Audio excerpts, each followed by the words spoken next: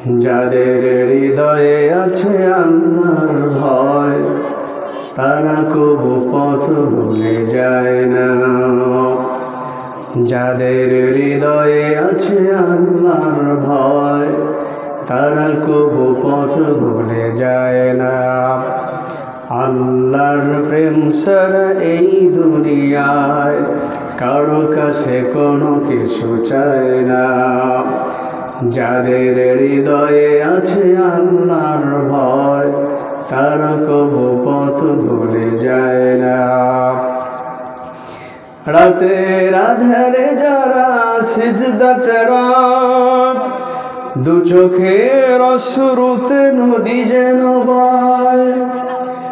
রাতের আধারে যারা সিজদাতে রয়, দু চোখের অশ্রুতে নদী যেন বয়।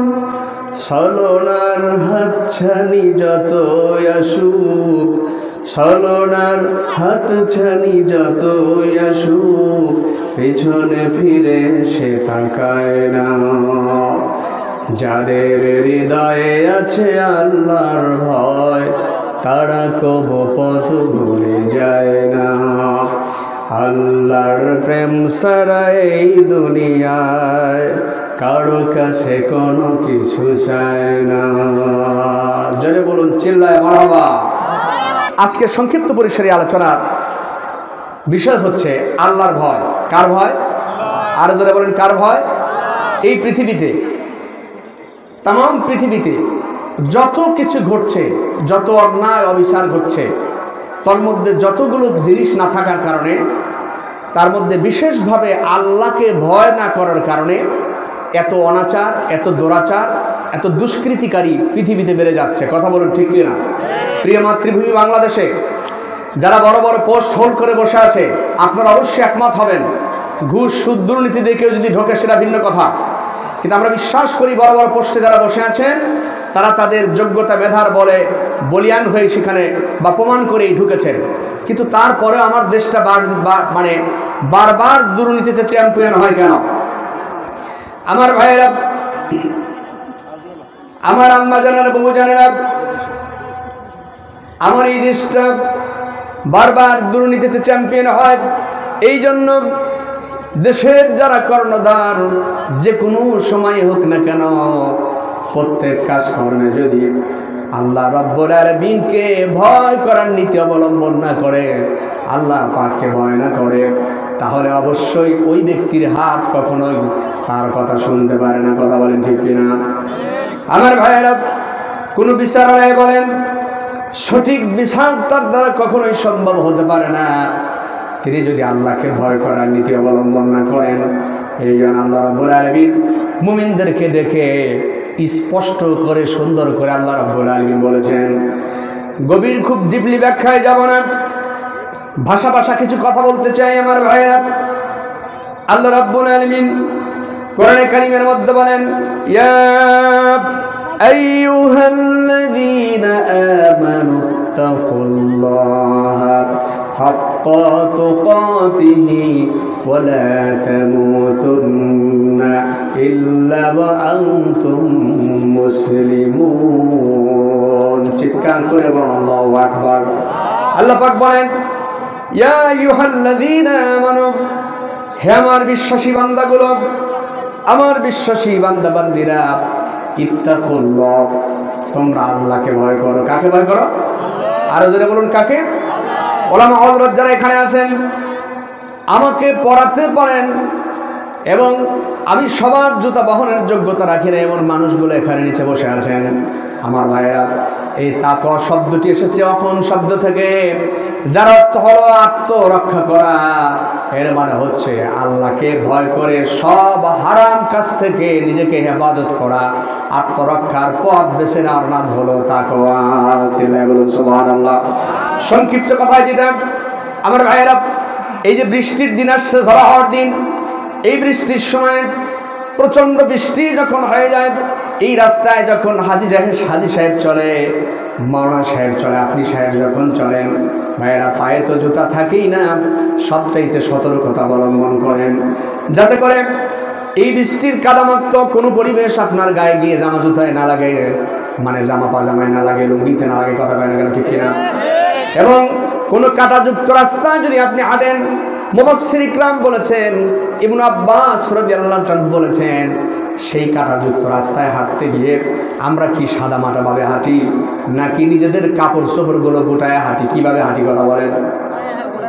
কাঁটাযুক্ত রাস্তায় কোনো কাঁটা আছে, সেই কাঁটা বিছানো, কাঁটা থাকা বেড়া রাস্তায়, সেই বেড়ার পাশ দিয়ে ড্রেন বাইল, সেই রাস্তা ধরে যখন হাঁটি তখন এভাবে আমরা হাঁটি। আমার ভাইয়েরা, কাঁটা থেকে বাঁচতে যেরকম নিজেকে গুটিয়ে চলেন, আমার ভাইয়েরা, মানুষ মুমিন মুসলিম জীবনে তার জীবনের সামগ্রিক জীবনের গোনা থেকে বাঁচার জন্য আল্লাহকে ভয় করে চলবে। চিল্লায় বলুন আল্লাহু আকবার। তার মধ্যে এখন কথা হলো, যে কোনো সময়ের প্রাইম মিনিস্টার হোক, সেই প্রাইম মিনিস্টার কিভাবে আল্লাহকে ভয় করবে? সব কাজে যেমন আল্লাহকে ভয় করবে, বিরোধী দল, বিরোধী মত যারা আছে তাদের ব্যাপারে, তাদের হক আদায়ার্থে, তাদের মত প্রকাশের স্বাধীনতার্থে বিরোধী দলের যারা থাকবেন তাদের সকল অধিকার, সকল কিছু রাষ্ট্রের দায় দায়িত্বের মধ্যে বহন হয়, কথা বলে ঠিক কিনা? আমার ভাইয়েরা, তাদের উপরে যদি জুলুম করা হয়, তাদের উপরে যদি জুলুম করা হয়, সেই জুলুমের জবাব আল্লাহর দরবারে দিতে হবে। তাহলে আপনি আল্লাহকে ভয় করলেন না, বরং আপনি নিজের মন মস্তিষ্ক অনুযায়ী চলে মানুষের উপরে খড়গহস্ত নামাই দিলেন, জুলুম করলেন, নির্যাতন করলেন। আমার ভাইরা, এগুলোর গভীর ব্যাখ্যায় যাব না, আমি শুধু আপনাদেরকে বলবো, আল্লাহ তাআলা বলেন ভয় করো এভাবেই, এমনভাবে ভয় করো, আল্লাহকে ভয় করার মতো ভয় করো, যত উপযুক্তভাবে ভয় করো। আল্লাহ যেন আমাদেরকে তাওফিক দেয়। জোরে বলুন আমিন। আর জোরে বলেন না একটু আমিন। আমার ভাইয়েরা, এরপর আল্লাহ রাব্বুল আলামিন আয়াতে কারিমার মধ্যে স্পষ্ট করে দিয়ে আল্লাহ বলেছেন, ওয়ালা তামুতুন্না ইল্লা ওয়া আনতুম মুসলিমুন। এর মানে হচ্ছে আল্লাহকে ভয় করে সব আল্লাহ পাকের সব আইনের কাছে আপনার স্যালেন্ডারেট হতে হবে।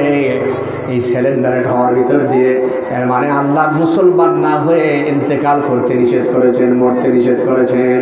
মরতেই হবে যখন শহীদি মরণ দিও আমাকে, শাহাদাত জানি আছে জীবন, সে জীবন আমাকে দিও। মরতেই হবে যখন শহীদি মরণ দিও মোদেরকে। জোরে বলুন আমিন। আমার ভাইরা, আমার বন্ধুগণ, এরপর আল্লাহ রাব্বুল আলামিন কোরআনে কারিমে কি বলেন লক্ষ্য করুন। আল্লাহ তাআলা বলেন সূরা বাকারার মধ্যে আল্লাহ বলেন, ইয়া আইয়ুহান নাসু তাকু রাব্বাকুমুল্লাযী খালাকাকুম ওয়াল্লাযীনা মিন ক্বাবলিকুম লাআল্লাকুম তাত্তাকুন। চিল্লায় বলুন আল্লাহু আকবার। আল্লাহ পাক বলেন, ইয়া আইয়ুহান নাস, হে মানব সকল, হে মানব মণ্ডলী, তোমরা ভয় করো তোমাদের সেই মহান সত্তাকে, যিনি তোমাদেরকে সৃজন করেছেন, সৃষ্টি করেছেন, এবং তোমাদের পূর্ববর্তীদেরকেও তিনি সৃষ্টি করেছেন। এই জন্য বানিয়েছেন যাতে করে তোমরা আল্লাহর তাকওয়াশীল বান্দা আশা করা যায় যাতে হতে পারো। সুবহানাল্লাহ।